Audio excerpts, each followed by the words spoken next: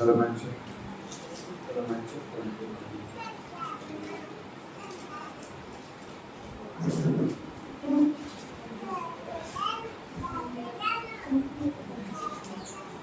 కాబట్టి మరణం మీద పాపం మీద జయం అనుగ్రహించే కృప హృదయపూర్వకంగా విధేయత చూపించే వారికి అనుగ్రహింపబడుతుంది.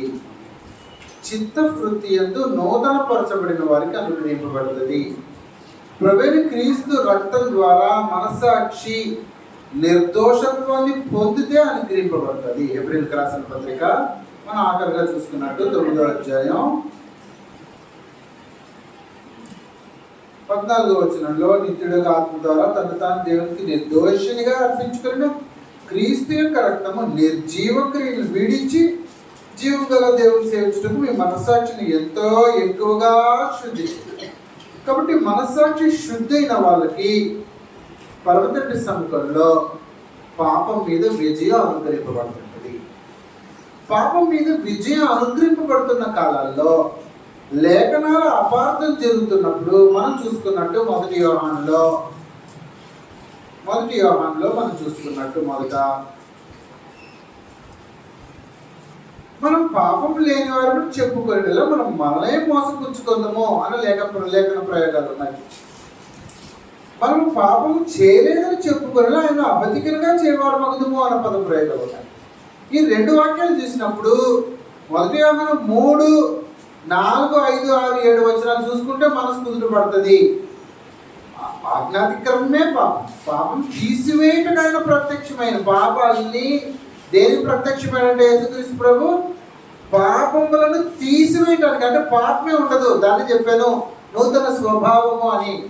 మోసపరచటము అనేది నా స్వభావం. ఆ పాపాన్ని తీసేస్తాడనమాట. అందుకే దాని లేఖనం తేటగా మాట్లాడుతుంది. ఆజ్ఞాతిక్రమమే పాపము, పాపములను తీసివేయటకైనా ప్రత్యక్షమైన అంటున్నాడు. కాబట్టి మనుషుల నుంచి ఆ స్వభావాన్ని తీసేస్తాడు.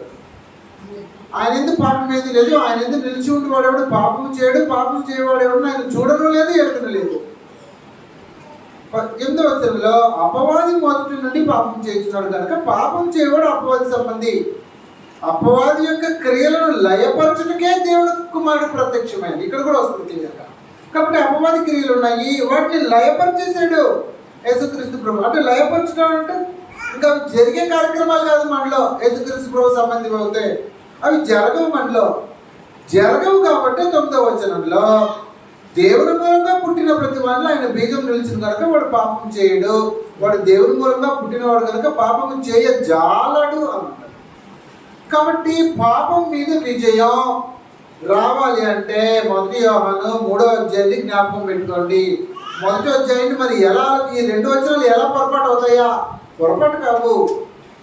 దాన్ని కొన్ని కోణాల్లో ఆలోచన చేస్తే మీకు క్లారిటీ వస్తుంది. ఇది ఎవరికైనా అర్థమవుతుంది.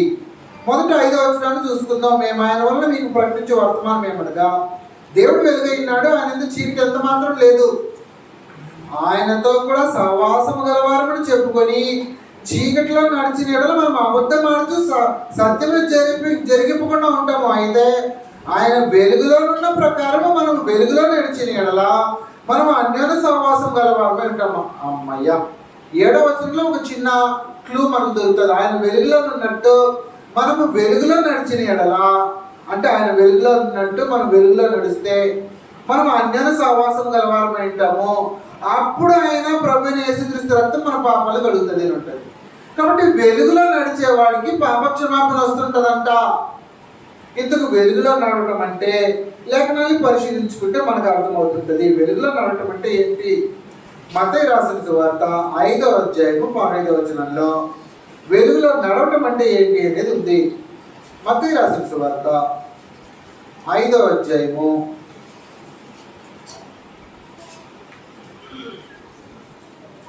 5వ అధ్యాయము 14 నుంచి చదువుకుందాం. మీరు లోకములకు వెలుగై ఉన్నారు, కొండ మీద నుండి పట్టణం మరుగై ఉండదు. మనుషులు దీపం వెలిగించి కొంచెం క్రింద పెట్టుతారు, కానీ అది ఇంటి నుండి వారికి వెలిగించుటకే దీపస్తంభంలోనే పెట్టుదురు. మనుషులు మీ సత్క్రియలు చూసి పరలోకమున మీ తండ్రిని మహిమపరిచినట్లు వారి ఎదుట మీ వెలుగు ప్రకాశింపనీయుడి. అది వెలుగు అంటే పాయింట్ నెంబర్ సత్క్రియలు.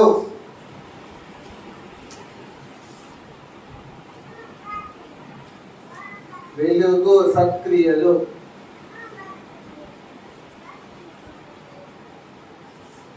సత్క్రియలు చేయటం అంటే వెలుగులో నడవటము, అది అర్థం.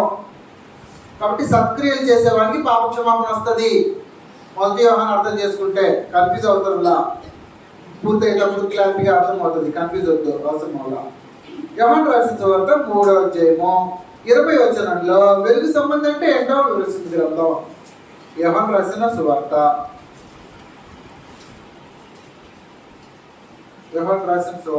3వ అధ్యాయము 20వ వచనం. దుష్కార్యం చేయ ప్రతివాడు, ఇంకా పై నుంచి 19వ వచనం, ఆ తీర్పు ఇదే, వెలుగు లోకంలోనికి వచ్చిన కానీ తమ క్రియలు చెడ్డమైనందున మనుషులు వెలుగును ప్రేమింపక చీకటినే ప్రేమించారట. అంటే చీకటి అంటే చెడు క్రియలు. దుష్కార్యం చేయ ప్రతివాడు అని చెప్తున్నాడు 20వ వచనంలో. దుష్కార్యం చేయ ప్రతివాడు వెలుగును ద్వేషించును, తన క్రియలు దుష్క్రియలుగా కనపడుకుంటున్నట్లు వెలుగునద్దకు రాడు. సత్యవర్తనుడైతే తన క్రియలు దేవుని మూలంగా చేయబడినవని ప్రత్యక్షపరచబడినట్లు వెలుగునద్దకు వచ్చును. కాబట్టి దుష్కార్యం చేయు ప్రతివాడు వెలుగును ద్వేషించును, తన క్రియలు దుష్క్రియలు. కాబట్టి దుష్క్రియలు చీకటివి. సత్యవర్తనుడు అన్నాడు చూడండి 30:21. సత్యవర్తనుడు వెలుగు సంబంధి. కాబట్టి సత్యాన్ని జరిగించేవాడు సత్యవర్తనుడు, వెలుగు సంబంధి. సత్యవర్తనుడు. ఇక్కడ దుష్క్రియలు అంటే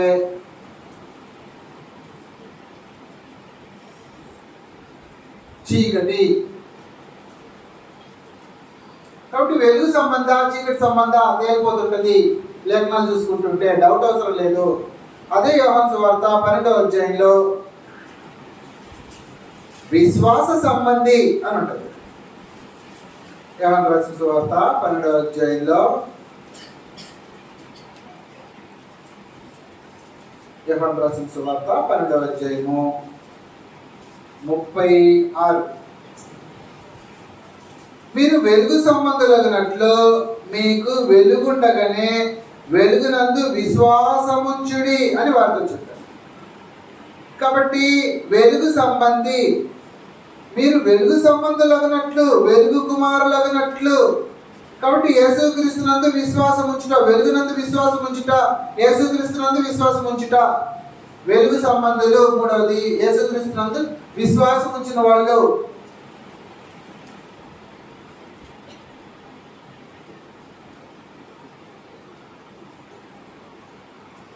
విశ్వాసం.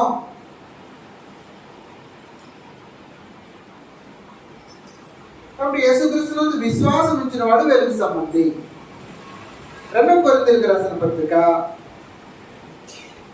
2వ కొరింథీయులకు రాసిన పత్రిక, సమయం లేదు స్పీడ్కి వెళ్ళిపోదాం. 2వ కొరింథీయులకు రాసిన పత్రిక 6వ అధ్యాయము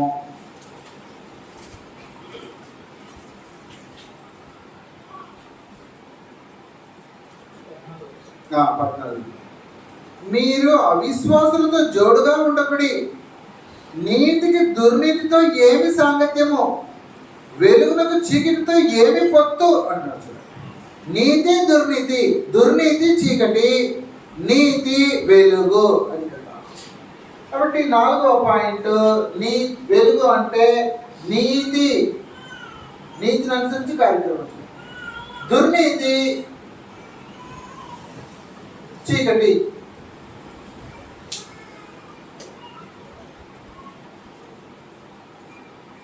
కాబట్టి సత్క్రియలు చేసేవాడు సత్యవర్తుడుగా ఉండేవాడు, దుష్క్రియలు చేయనివాడు, యేసుక్రీస్తునందు విశ్వాసం ఉంచినవాడు, నీతి క్రియలు చేసేవాడు, దుర్నీతి చేసేవాడు కాదు.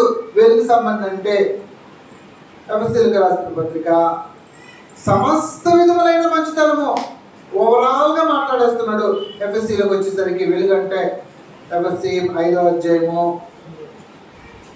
ఎఫెసీ 5:9-10 వచనాల్లో వెలుగు ఫలము సమస్త విధములైన మంచితనము. నీతి సత్యమును వాటిలో కనబడుచున్నది అంటున్నాడు చూడండి. నీతి సత్యం ఆల్రెడీ మనం తీసుకున్నాం. ఈ మూడు ఒకే తింటికి వచ్చేస్తుంటాయి, వెలుగుకి వచ్చేస్తుంటాయి, వెలుగుకి వచ్చేస్తుంటాయి. సమస్త విధములైన మంచితనము 5వ పాయింట్.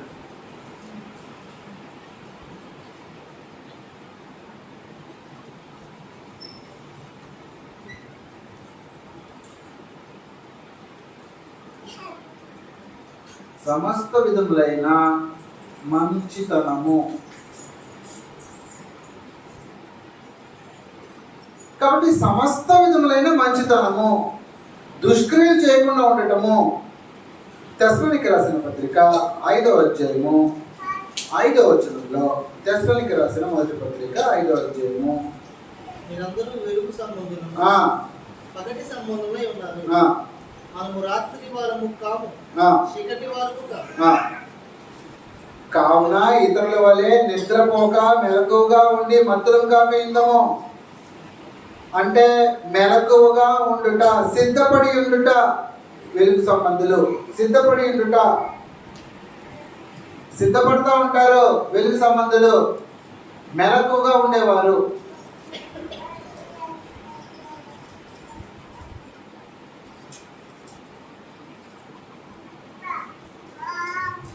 మెలకువగా ఉండేవారు అంటే మనకందరికీ తెలిసినట్టు కన్యకల ఉపమానం ఉంది కదా. ఎవరు మెలకువగా ఉండేవారు? సిద్ధపడి ఉండేవారు, మెలకువగా ఉండేవారు. మరి సమయం సరిపోదు. సిద్ధపడి ఉండేవారు.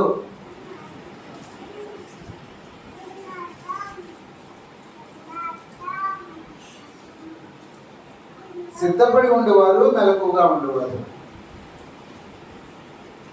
1 పేతురు 2వ అధ్యాయము 9వ వచనం. 1 పేతురు 2వ అధ్యాయము.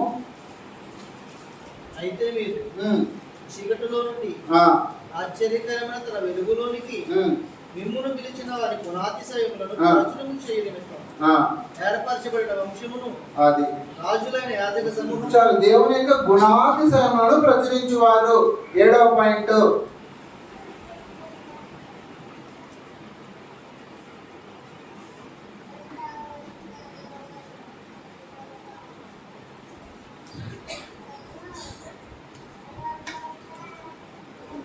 ప్రచురణ చేసేవారు అంటే కలిగి ఉండేవారు.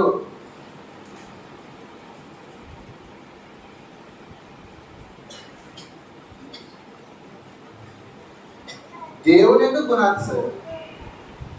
ఇప్పుడు నేను ఒక ప్రశ్న అడుగుతాను.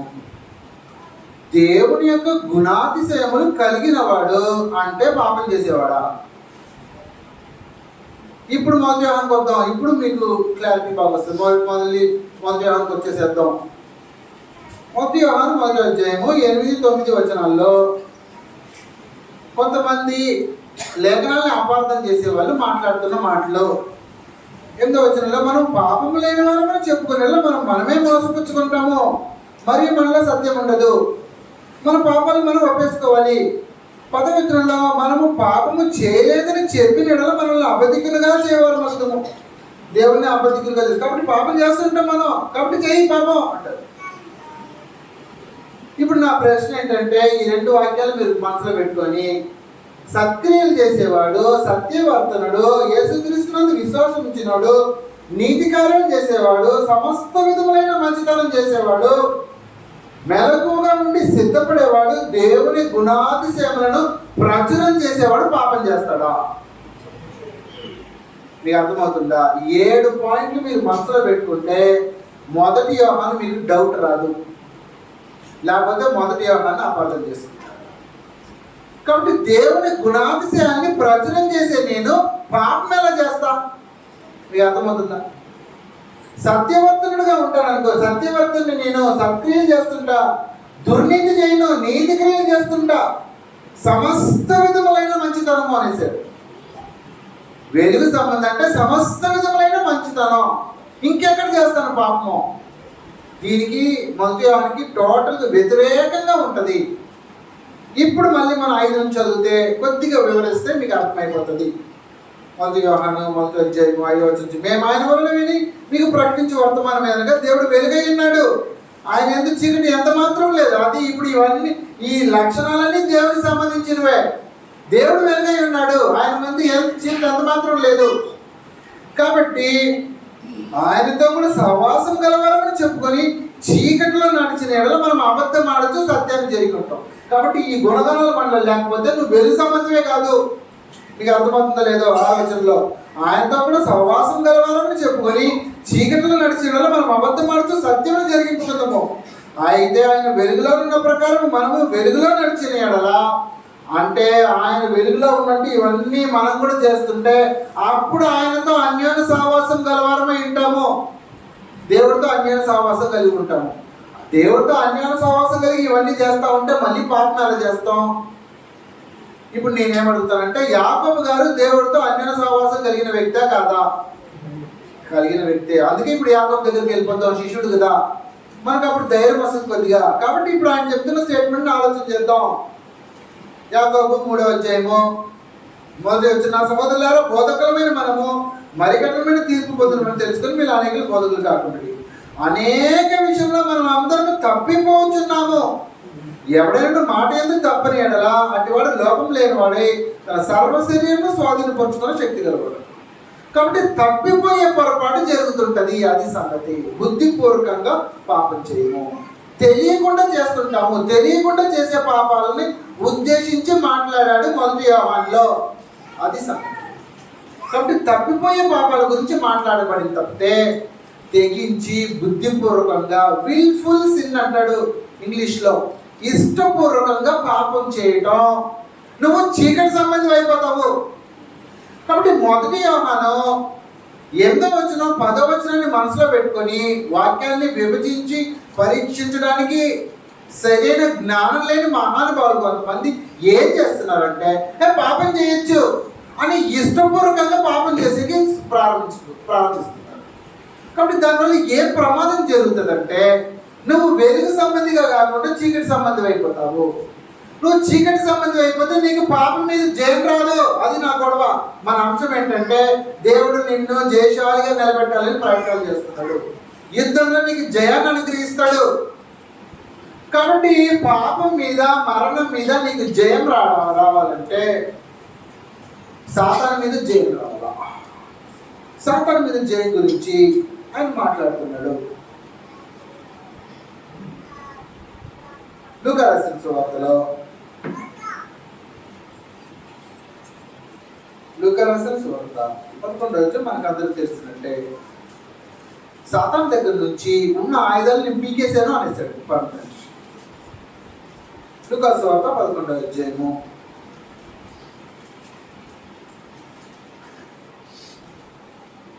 లూకా సువార్త 11వ అధ్యాయము మనకు అందరికీ తెలిసినట్టు 20 నుంచి చదువుతాం. అయితే నేను దేవుని ప్రేమతో దయ్యములు వెలగొట్టుచున్న ఎడల నిశ్చయంగా దేవుని రాజ్యం ఇందుకు వచ్చినది. బలవంతుడు తన ఆయుధములు ధరించుకొని తన ఆవరమును కాచుకున్నప్పుడు అతను సొత్తు భద్రముగా ఉండును. అయితే అతని కంటే బలవంతుడైన ఒకడు అతని పైబడి జయించినప్పుడు అతడు నమ్ముకొని ఉన్న ఆయుధములను అన్నింటినీ లాగుకొని అతని ఆస్తిని పంచిపెట్టు. కాబట్టి సాతాను మీద విజయం ఎలా వచ్చిందంటే, పాపం మీద విజయం,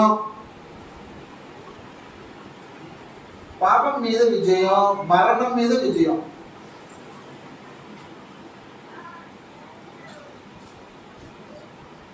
మరణం మీద విజయం, సాతాను మీద విజయం.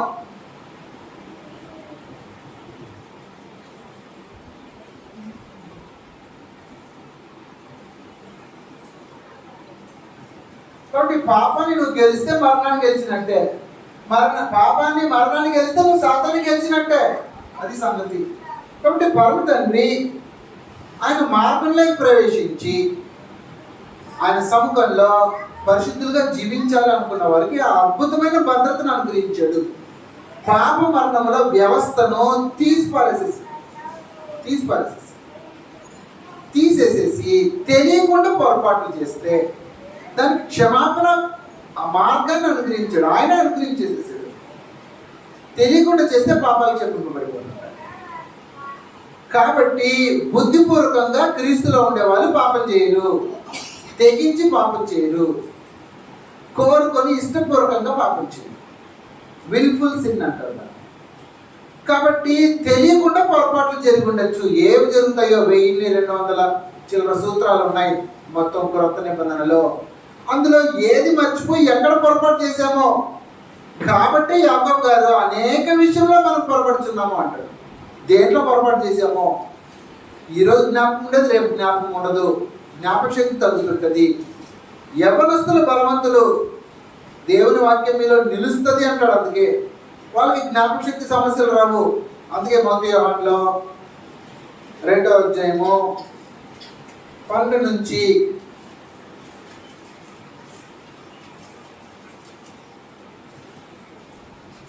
యోహాను రాసిన మొదటి పత్రిక 2వ అధ్యాయము 12 నుంచి, చిన్నపిల్లలారా ఆయన నామమును బట్టి మీ పాపం క్షమింపబడిన కనుక మీకు వ్రాయిస్తున్నా. తండ్రులారా మీరు ఆది నుండి ఉన్నవాన్ని ఎరిగినారు కనుక మీకు వ్రాయిస్తున్నా. యవనస్తులారా మీరు దుష్టుని జయించున్నారు కనుక మీకు వ్రాయిస్తున్నాను.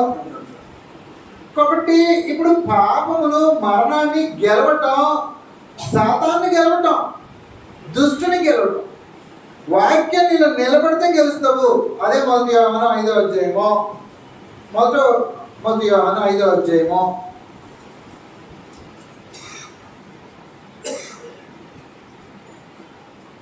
4వ వచనం నుంచి మనం చూస్తే, దేవుని మూలంగా పుట్టిన వారందరూ లోకం జయించుదురు. లోకమును జయించిన విజయం మన విశ్వాసమే. యేసు దేవుని కుమారుడు నమ్మువాడు తప్ప లోకమును జయించేవాడు ఎవడు అంటున్నాడు. కాబట్టి లోకాన్ని జయించే కృపను పరమ తండ్రి మనకు అనుగ్రహించాడు. తిరిగి మొదటి యోహాను 2వ అధ్యాయము 14వ వచనంలో చూస్తే, చిన్నపిల్లారా మీరు తండ్రిని ఎరిగి ఉన్నారు కనుక మీకు వ్రాయిచున్నాను. తండ్రులారా మీరు ఆది నుండి ఉన్నవాన్ని ఎరిగి ఉన్నారు కనుక మీకు వ్రాయిచున్నాను. యవనస్తులారా మీరు బలవంతులు, దేవుని వాక్యం మీ అందరూ నిలుచుచున్నది, మీరు దుష్టుని జయించి ఉన్నారు. అది కాబట్టి దుష్టుని జయించే ఒక అవకాశం. ఒకనాడు యుద్ధంలో కత్తులు పట్టుకోకుండా యుద్ధాన్ని గెలిచిన జనం ఇశ్రాయేలీయులు. పరమ తండ్రి జనాలు దేవునికి తన జనాలకు అనుగ్రహించిన కృప ఇది. సాతాను గెలవడానికి పరమ తండ్రి ఏర్పాట్లు చేసి పెట్టాడు క్రీస్తు మార్గంలో. నువ్వు పాపాన్ని గెలిస్తే మరణాన్ని గెలుస్తావు, మరణాన్ని గెలిస్తే సాతాన్ని గెలిచేస్తావు. ఎందుకంటే పాపము మరణాన్ని పెట్టుకునే వాడు ఆట ఆడింది. మీకు అర్థమవుతుందో లేదో, ఆది యందు ఆదాము దగ్గర నుంచి నేటి వరకు మనుషుల్ని తన వశం ఎలా చేసుకున్నాడంటే పాపం చేపించి మరణాన్ని ప్రాప్తింపు చేసి దేవుడికి దూరం చేసేసేవాడు సాతాను. కాబట్టి ప్రభువైన యేసు భూలోకానికి వచ్చినప్పుడు పాప మరణముల వ్యవస్థను తీసి పడేసేసాడు. నూతన పురుషుడిగా చేశాడు మనిషిని నూతన పురుషుడిగా చేసి నూతన హృదయాన్ని ఇచ్చి నూతన స్వభావాన్ని ఇచ్చి ఆయన ఆజ్ఞలను గైకొనే స్థితిని అనుగ్రహించాడు మానవుడికి. వెలుగు సంబంధంగా చేసేసాడు మనుషుల్ని. దేవునితో అన్యోన్య సహవాసంతో జీవించే కృపను ప్రతి ఒక్క మానవుడికి అనుగ్రహించాడు. కాబట్టి మనుషులు ఆయన సముఖంలో పాపం లేకుండా పరిశుద్ధంగా జీవించే కృప అనుగ్రహింపబడింది అనేది 3వ అధ్యాయంలో మనం చదువుతాం. తిరిగి మొదటి యోహాను 3కి వచ్చేస్తే, పాపము చేయి ప్రతివాడు ఆజ్ఞ అతిక్రమించున్నాడు, ఆజ్ఞాతిక్రమే పాపము, పాపములను తీసివేయటకు ఆయన ప్రత్యక్షమైనట్టు. కాబట్టి ఆయన ఎంత నిలిచి ఉండేవాడు పాపము చేయడు, పాపం చేయవాడు ఆయన చూడడం లేదు, ఎరుగడం లేదు. అపవాది మొదటి నుండి పాపం చేయించున్నాడు కనుక పాపం చేయవాడు అపవాది సంబంధి.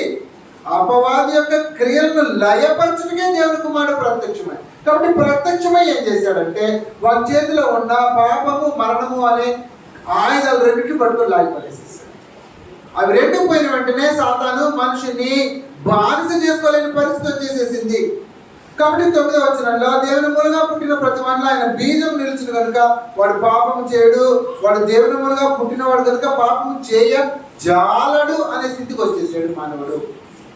కాబట్టి పాప మరణాల నియమం నుంచి మానవుని విముక్తి పరిచి దేవుని యొక్క సముఖంలో స్వతంత్రునిగా యేసుక్రీస్తు తీర్చిదిద్దాడు మనిషిని అనుకోవచ్చు. గలతీయులకు రాసిన పత్రిక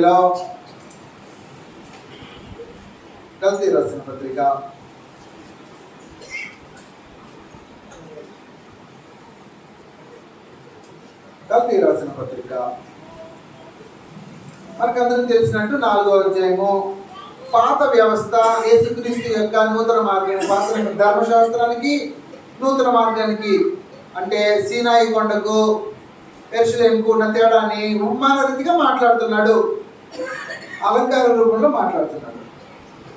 4వ అధ్యాయం 21 నుంచి, ధర్మశాస్త్రానికి లోబడి ఉండగలరా, మీరు ధర్మశాస్త్రం వింటలేదా, నాతో చెప్పుడి. దాసి వలన ఒకడును స్వతంత్ర వలన ఒకడు 2 కుమారులు అబ్రాహాముకు కలిగిరి అని వ్రాయబడింది కదా. ఆయనను దాసి వలన పుట్టినవాడు శరీర ప్రకారం పుట్టెను, స్వతంత్రంలో పుట్టినవాడు వాగ్దానం బట్టి పుట్టాడు. ఈ సంగతులు అలంకార రూపంగా చెప్పబడి ఉన్నవి. ఈ స్త్రీలు 2 నిబంధనలై ఉన్నారు. ఉపమానం మాట్లాడుతున్నాడేమో కాదు, పాత నిబంధన క్రొత్త నిబంధన గురించి మాట్లాడుతున్నాడు. వివరిస్తుంది గ్రంథం సంగతి. ఈ స్త్రీలు 2 నిబంధనలై ఉన్నారు. వాటిలో ఒకటి సీనాయి కొండ సంబంధమైన దాస్యములో ఉండకు పిల్లలు కనింది అంటే ధర్మశాస్త్రం. ఇది హాగరు. ఈ హాగరు అన్నది అరేబియా దేశంలో ఉన్న సీనాయి కొండయే. ప్రస్తుత మందున యెరూషలేము దాని పిల్లలతో కూడా దాస్యమందున్నది కనుక ఆ నిబంధన దానికి నీటై ఉన్నది. అయితే పైన యెరూషలేము స్వతంత్రంగా ఉన్నది, అది మనకు తల్లి. ఇందుకు కరణి గొడ్రలా సంతోషించము, ప్రసవ వేదన పడిన దాని బిగ్గరగా కేకలు వేయము. ఏలేడుగా పెరిమిటి గల దాని పిల్లల కంటే పెరిమిటి లేని దాని పిల్లలు ఎక్కువ మంది ఉన్నారు అని వ్రాయబడి ఉన్నది. సహోదరులారా, మనమును ఇస్సాకు వలె వాగ్దానం పట్టి పుట్టిన కుమారులమై ఉన్నాము. అప్పుడు శరీరం బట్టి పుట్టినవాడు ఆత్మను బట్టి పుట్టినవాడిని ఎలా హింసపెట్టినా ఇప్పుడు అలాగే జరుగుతున్నది. ఇందుని గురించి లేఖనం ఏం చెబుతున్నది? దాసిని దాని కుమారుని వెళ్ళగొట్టుము. దాసి కుమారుడు స్వతంత్రురాలి కుమారుతో పాటు వారసుడుగా ఉండాడు అంటున్నాడు. కాగా సహోదరులారా, మనం స్వతంత్రురాల వల్ల కుమారుడమే కానీ దాసి వలన పుట్టిన వారం కాము. దాసత్వం అంటే ధర్మశాస్త్రము. కాబట్టి ధర్మశాస్త్రాన్ని వెళ్ళగొట్టు. ధర్మశాస్త్రము దాసత్వానికి పిల్లల్ని కంటది. నూతన నిబంధన అంటే 2 నిబంధనలు, పాత నిబంధన క్రొత్త నిబంధన. పాత నిబంధన దాసత్వంలో ఉండడానికి పిల్లలు పుట్టించిందంట, అంటే ఇశ్రాయేలు అందరూ దాసత్వంలో పుట్టిన వాళ్ళే. నూతన నిబంధన స్వతంత్రాలుగా ఉండడానికి పిల్లలు పుడుతుందంట. 5వ వచనంలో 5వ అధ్యాయం 1వ వచనంలో, ఈ స్వాతంత్రం అనుగ్రహించి క్రీస్తు మనల్ని స్వతంత్రులుగా చేసి ఉన్నాడు, కాబట్టి మీరు స్థిరముగా నిలిచి మరలా దాస్యముల గాడి క్రింద చిక్కుకొనకుడి అంటున్నారు. కాబట్టి యేసుక్రీస్తు ప్రభువు నామములో స్వతంత్రులుగా చేయబడిన మానవులము పాపం చేయకుండా పాపాన్ని గెలిచి మరణాన్ని గెలిచి సాతాన్ని గెలిచే కృపను అనుగ్రహించేసేసాడు. కాబట్టి దేవుని యొక్క సముఖంలో మానవుడు వెలుగు సంబంధిగా చీకటి సంబంధి కాకుండా దేవుని యొక్క సంబంధంలో నీతి న్యాయాలతో దుష్క్రియలు చేయకుండా యథార్థమైన హృదయంతో దేవుని యొక్క గుణగణాల్ని కలిగి జీవించే కృప క్రొత్త నిబంధనలో అనుగ్రహింపబడింది. పాత నిబంధనలో అనుగ్రహింపబడాల. ఈ క్రొత్త నిబంధనలో అనుగ్రహింపబడిన ఈ కృపను విమోచింపబడిన వారు మాత్రమే అనుభవించే ఆస్కారాన్ని పరమ తండ్రి అనుగ్రహించాడు. క్రీస్తు యేసులో ఉన్నవాళ్ళు, క్రీస్తు సంఘ సభ్యులు, ఆయన ఉపదేశాన్ని ఉన్నట్టు వినేవాళ్ళు, చిత్తవృత్తియంగా నూతనపరచబడిన వాళ్ళు, హృదయాన్ని సంపూర్ణంగా అనుగ్రహించుకున్న వాళ్ళు, మనస్సాక్షి కల్మషం లేకుండా ప్రోక్షించుకున్న వాళ్ళు, యేసుక్రీస్తు రక్తం ద్వారా మనస్సాక్షి నిర్దోషంగా చేయబడిన వాళ్ళు. ఈ స్థితిని పొందిన వాళ్ళు దేవుని యొక్క సముఖంలో జయశాలులుగా ఉంటారు, జయ జీవితాన్ని జీవిస్తున్నారు.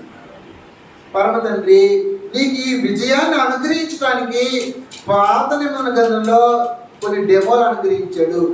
నేను ఇస్తాను విజయాన్ని, మీకు బాధపడవలసిన అవసరం లేదు, కలత చెందవలసిన అవసరం లేదు. మీరు కత్తి పట్టకుండా, మీరు యుద్ధం చేయకుండా మీకు ఎలా స్వాతంత్రాన్ని అనుగ్రహించి విజయాన్ని అనుగ్రహించానో అదే రకంగా, అంటే ఐగుప్తు బానిసత్వంలో ఉండింది పాత నిబంధన. ఐగుప్తు యొక్క బానిసత్వం నుంచి బయటకు తీసుకొని వచ్చి స్వతంత్రులు చేసి వారికి ఎలా విజయాన్ని అనుగ్రహించాడో నువ్వు అదేలాగా హృదయపూర్వకంగా ఆయన విశ్వసిస్తే స్వాతంత్రం కావాలా, ఇది క్రీస్తు మార్గం, పాపం చేయని దశలో జీవించాలా, దేవుని యొక్క గుణగణాలని ప్రదర్శించాలా, దుర్నీతి చేయకూడదు, నీతే చేయాలా అని హృదయపూర్వకంగా ఎప్పుడైతే నువ్వు దాన్ని నమ్ముతావో నీకు ఆ స్థితి అనుగ్రహింపబడుతుంటుంది. అప్పుడు పాపం మీద విజయం, మరణం మీద విజయం, సాతాను మీద విజయం నీకు అనుగ్రహింపబడుతుంటుంది. ఆ విజయాన్ని స్వతంత్రించుకోవడానికి ఉద్దేశింపబడిన వాళ్ళం క్రీస్తు సంఘ సభ్యులము. కాబట్టి క్రీస్తు ప్రభు సంఘ సభ్యత్వం అంటే అనుకున్నది అనుకున్నట్టు చేసే స్థితి. రోమీయులకు రాసిన పత్రికలో ముగించుకున్న సమయం అవుతుంది. రోమీయులకు రాసిన పత్రిక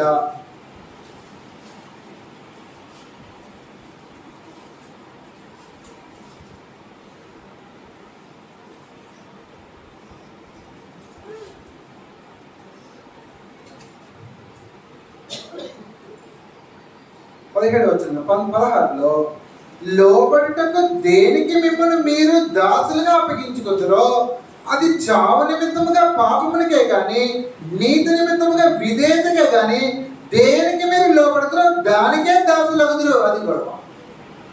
కాబట్టి ఇప్పుడు నువ్వు దేనికి దాసోహం అంటావో ఆ క్రియ జరుగుతుంది. అదే గొడవ. యేసుక్రీస్తు కాలం తర్వాత మనుషులకి అనుగ్రహింపబడిన కృప. దానికి ముందు నేను పాపం చేయకుండా ఉండాలి అనుకున్నా కూడా పాపం చేసేసేవాడు. ధర్మశాస్త్రం యొక్క స్థితి పాత నిబంధన స్థితి అది. నూతన నిబంధనలో ఆ పరిస్థితి లేదు. నూతన నిబంధనలోకి వచ్చేసిన తర్వాత అపోస్తలుడైన పౌలు తన యొక్క స్థితి గురించి మాట్లాడుతున్నాడు. ధర్మశాస్త్ర యొక్క స్థితి గురించి మాట్లాడుతున్నాడు. రోమీయులకు రాసిన పత్రిక 7వ అధ్యాయంలో 7వ వచనం నుంచి కాబట్టి ఏమందునో ధర్మశాస్త్రము పాపమైన అట్లనే రాదు, ధర్మశాస్త్రము వలననే గాని పాపమనగా ఎట్టుదో నాకు తెలియకపోవను. ఆశింపవద్దని ధర్మశాస్త్రము చెప్పని ఎడలా దురాశయనగా ఎట్టుదో నాకు తెలియకపోవను. అయితే పాపము ఆజ్ఞను హేతు చేసుకొని సకల విధములైన దురాశను నా యందు పుట్టించను. ధర్మశాస్త్రము లేనప్పుడు పాపము మృతము. ఒకప్పుడు నేను ధర్మశాస్త్రం లేకుండా జీవించుచుంటిని, కానీ ఆజ్ఞ వచ్చినప్పుడు పాపమునకు మరలా జీవం వచ్చెను. నేనైతే చనిపోతుని. అప్పుడు జీవార్థమైన ఆజ్ఞ నాకు మరణార్థమైనట్టు కనబడేను. ఏలైనగా పాపము ఆజ్ఞను హేతు చేసుకొని నన్ను మోసపుచ్చి దాని చేత నన్ను చంపి.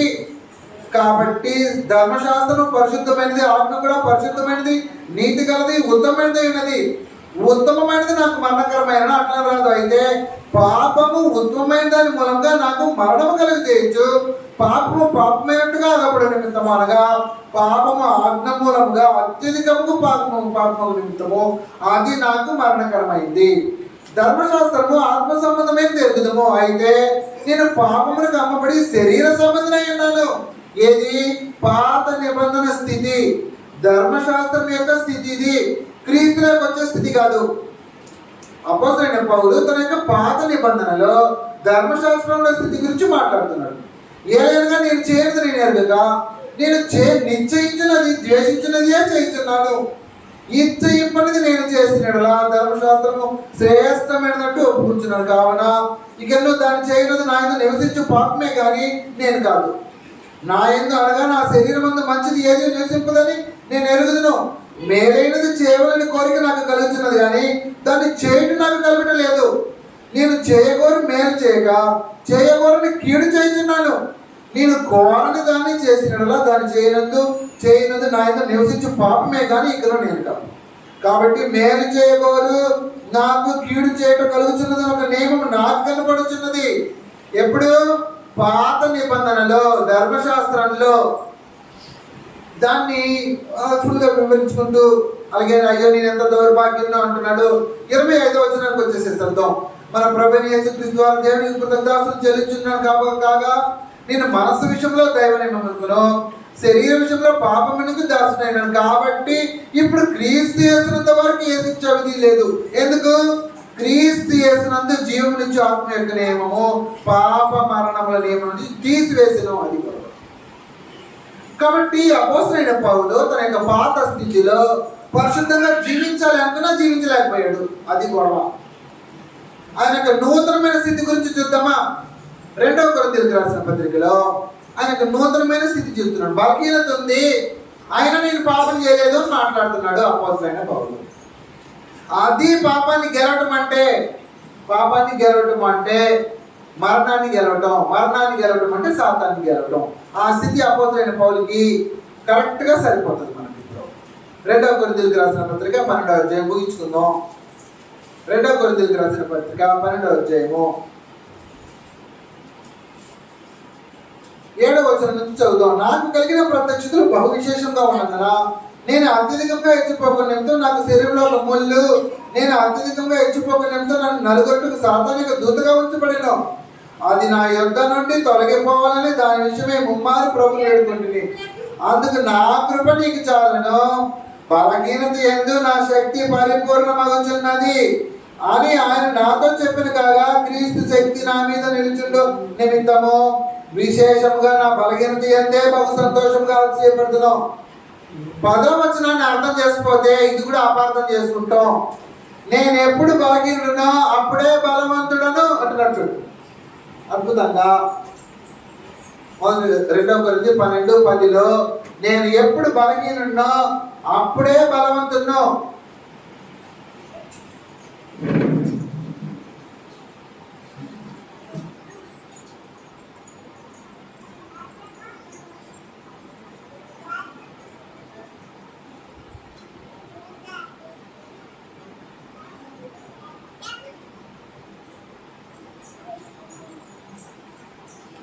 చాలా ప్రాముఖ్యం, ఎందుకంటే ఇది కూడా చాలా మంది పొరపాటు చేస్తుంది. నేను ఎప్పుడు బలహీనో నేను అప్పుడే బలవంతుని అంటున్నాడు. అంటే పొరపాటు జరగట్లేదు. నాకు చాలా విశేషమైన ప్రత్యక్షతలు కలిగిపోయాయి. అపోస్తలులలో పేతురు, స్థానిక సంఘాన్ని ప్రారంభించిన పేతురు కంటే ఉన్నతమైన స్థితిలోకి పరమతండ్రి నన్ను పెట్టేసేసాడు. కాబట్టి ఏమైందంటే నాకు గర్వం వచ్చేస్తుందేమో. నాకు కలిగిన ప్రత్యక్షతలు విశేషంగా ఉన్నందువల్ల దాన్ని ఆయన కారణం చెప్తున్నాడు చూడండి 7వ వచనంలో. నాకు కలిగిన ప్రత్యక్షతలు బహు విశేషముగా ఉన్నందున నేను అత్యధికంగా హెచ్చిపోకుండా నిమిత్తము, అది గొడవ. నాకు శరీరంలో ఒక ముళ్ళు, శరీరంలో ఇబ్బంది ఉంది. ఇప్పుడు గలతీ మనం చదివి జ్ఞాపకం చేసుకోవాలి. శరీరం ఇబ్బంది పెట్టినా దానికి నేను విధేయం చూపించను, అది గొడవ. శరీరంలో ఇబ్బంది ఉంది కానీ శరీరం మాట విన్నాం, నా ఆత్మ చెప్పిందో వింటా. ఎందుకంటే 10వ వచనంలో నేను ఎప్పుడు బలహీనో అప్పుడే బలవంతుడు కనుక క్రీస్తు నిమిత్తము నాకు కలిగిన బలహీనతల గురించి నిందలను, ఇబ్బందులు, హింసలను, ఉపద్రవంలో నేను సంతోషిస్తున్నాను. కాబట్టి ఏం జరుగుతుంది ఆయనకి బలహీనతలో? 9వ వచనంలో మాట్లాడుతున్నాడు, నా కృప నీకు చాలును, బలహీనత యందు నా శక్తి పరిపూర్ణమగుచున్నది, అది గొడవ. కాబట్టి అపోస్తలుడైన పౌలుకి శరీరంలో బలహీనత వచ్చినప్పుడు ఆయన ఆత్మలో క్రీస్తు ప్రభు పరిశుద్ధాత్మ ద్వారా బలాన్ని అనుగ్రహించి ఆ బలహీనతలోంచి కాపాడుతున్నాడు. ప్రతిసారి అదే గొడవ. అంటే నేను ఎప్పుడు బలహీనో అప్పుడే బలవంతుణ్ణి, నాటలకు కదా అండేలకు. 10వ వచనంలో నేను ఎప్పుడు బలహీనుడునో అప్పుడే బలవంతుణ్ణి, అది గొడవ. ఇది క్రీస్తు సంఘ సభ్యత్వం. రోమా 7వ అధ్యాయంలో మనం ఇంతవరకు అపోస్తలుడైన పౌలు తన స్థితి గురించి మాట్లాడుకున్నాడు కదా. అది పాత నిబంధనకు సంబంధించింది. మరణాన్ని, పాపాన్ని, సాతానుని గెలవడానికి ఆస్కారం లేనప్పుడు జరిగింది పాత నిబంధన. క్రొత్త నిబంధనలో పరమ తండ్రి మానవులకు అనుగ్రహించిన కృప అపోస్తలుడైన పౌలుకు మాత్రం కాదు, ప్రతి ఒక్క మానవుడికి ఎవరైతే వెలుగులో నడుస్తారో వారికి అనుగ్రహింపబడిన కృప ఏంటంటే నువ్వు పాపం విషయంలో గెలుస్తావు. పాపం విషయంలో నువ్వు గెలిస్తే మరణం రాదు నీకు. పాపం, మరణం నీ దగ్గరకు రాకపోతే సాతాను దగ్గర ఓడిపోతాడు, అది గొడవ. కాబట్టి ప్రియులారా, ఎంతసేపు అయింది? కాబట్టి ప్రియులారా, నేను చెప్పేది జాగ్రత్తగా ఆలోచన చేయండి. పరమ తండ్రి పాత నిబంధన కాలంలో ఇశ్రాయేలీయులకి, తన ప్రజలకి యుద్ధంలో గెలుపులు అనుగ్రహించాడు. నువ్వు కత్తి పట్టద్దు, నేను గెలిపిస్తా అన్నాడు. కుండలతో ఎక్కడైనా యుద్ధం గెలవడం సాధ్యమా? కుండలతో యుద్ధం గెలిచాడు. ఆడు సుమారుగా 6 మూరల ఎత్తున్నాడు. కత్తి లేదు, యుద్ధం కత్తి లేదు, ఏమి లేదు. కట్టె పట్టుకొని, రాయి పట్టుకొని, వడుతులు పట్టుకొని వెళ్ళాడు. నేనే కుక్కనా నా మీద కట్టితో వస్తున్నావు అన్నాడు. అవును, నువ్వు నీ కత్తిని పట్టుకొని వస్తే నేను నా దేవుడి పేరు నీ మీదకి వస్తున్నా. ఇగో ఈరోజు నిన్ను నా దేవుడు నాకు అప్పగిస్తాడు, నీ తలను తెగ నరుగుతా అన్నాడు. ఎంత ఆశ్చర్యంగా ప్లాన్ చేస్తాడంటే, వడిసెలు తీసుకుంటా, రాయ పెడతా, చుట్టూ కొడతా, వాడి తల మీద తగులుతుంది, వాడు కింద పడతాడు, నీ కత్తి తీసి నీ తల నరుగుతాను అంటాడు. ముందుగానే చెప్తాడు దాన్ని. అదేలాగా రాయితో కొడతాడు, కింద పడతాడు, పరిగెత్తుకొని పోయి కత్తి చూసి తన తలని నరికేస్తాడు. నరికేసి తలని సౌల్ దగ్గర తీసుకుని వస్తాడు. కాబట్టి దేవుడి పక్షాన నువ్వు నిలబడితే, దేవుని యందు విశ్వాసం ఉంచితే ఈ ఆశ్చర్యకరమైన విషయం నీ జీవితంలో జరుగుతుంది. మానవుడు స్వతహాగా పాపం లేకుండా జీవించడం అసంభవం ఈ భూలోకంలో. ఒక్క క్రీస్తు నిబంధనలో మాత్రమే సాధ్యం. ఇది యేసు క్రీస్తునందు ఉన్న వారికి ఇవ్వబడేది. ఇంక ఏ మానవుడికి ఛాన్స్ లేదు. ఈ భూలోకంలో ఏ మార్గంలోనూ ఛాన్స్ లేదు. మన భారతదేశంలో పెద్ద హైలైట్ టాపిక్ ఒకటి జరుగుతూ ఉంది ఈ మధ్య. సుమారుగా 3000 మంది స్త్రీలను చంపేశారంట ఒక ఆలయంలో. ఒక పరిశుద్ధమైన ఆలయం, అది పరిశుద్ధమైన ఆలయం వాళ్ళు అనుకుంటున్నారు. చరిత్ర ఎంత తెలుసా? 800 సంవత్సరాల చరిత్ర. 800 సంవత్సరాలుగా ఆ ఆలయం కర్ణాటకలో ఉంది. సుమారుగా 50 సంవత్సరాలు జరుగుతుంది. 1883 అంటే నేను పుట్టక ముందు జరుగుతుంది. అక్కడ నేరాలు ఘోరాలు జరుగుతూనే ఉన్నాయంట ఇప్పటి వరకు. పెద్ద కేసు అవుతుంది. ఏంటి మందిరంలోనా దేవుడు అంటే భయం లేదా? దేవుడా పాడ. అక్కడ మనిషి మారే ఆస్కారం లేదు. మనిషి నూతనంగా మార్చబడే స్థితి లేదు. ఒక్క యేసుక్రీస్తు మార్గంలో మాత్రమే దానికి ఆస్కారం ఉంది. మనిషిని పాప విముక్తిని చేసి నూతన పురుషునిగా మార్చి పాపం మీద విజయము, మరణం మీద విజయము, సాతాను మీద విజయము. కాబట్టి ఈ విజయం పొందిన వాడికి రెండవ మరణం మీద అధికారం లేదు అనేసి గ్రంథం. ముగించుకుందాం. ప్రకటన గ్రంథం ముగించేసుకుందాం. ప్రకటన గ్రంథం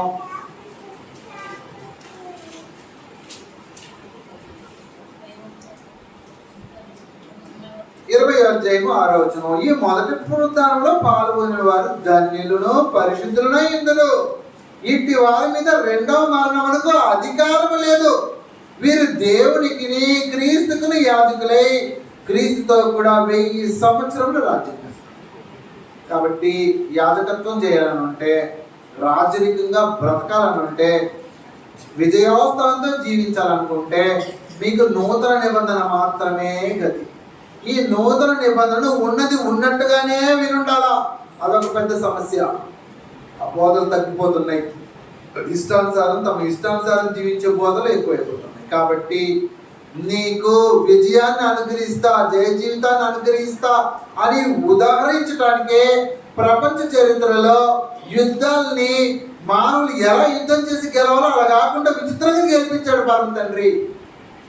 అలా గెలిపించింది ఎందుకంటే నీకు పాపం నుంచి విజయాన్ని అనుగ్రహిస్తా, సాతాను నుంచి విజయాన్ని అనుగ్రహిస్తా. కాబట్టి పాపము, మరణము, సాతాను అనే 3 దీనిల మీద విజయాన్ని అనుగ్రహించాడు. యుద్ధాల్లో ఎలా విజయాన్ని అనుగ్రహించాడో నువ్వు దేవునికి హృదయపూర్వకంగా సమర్పించుకో. తండ్రి, నీకు హృదయపూర్వకంగా సమర్పించుకుంటున్నా, నాకు విజయం కావాలా, నువ్వు కోరుకున్నట్టు నీకు జీవించాలని హృదయపూర్వకంగా సమర్పించుకుంటే నిన్ను విజయం వరిస్తుంది. నీకు డౌట్ అవసరం. ఆ రకమైన జయ జీవితాన్ని జీవించి క్షమాభివృద్ధి పొందాలని కోరుకుంటూ మిమ్మల్ని హెచ్చరిస్తూ ముగిస్తున్నాను. అందరికీ బాగున్నాను.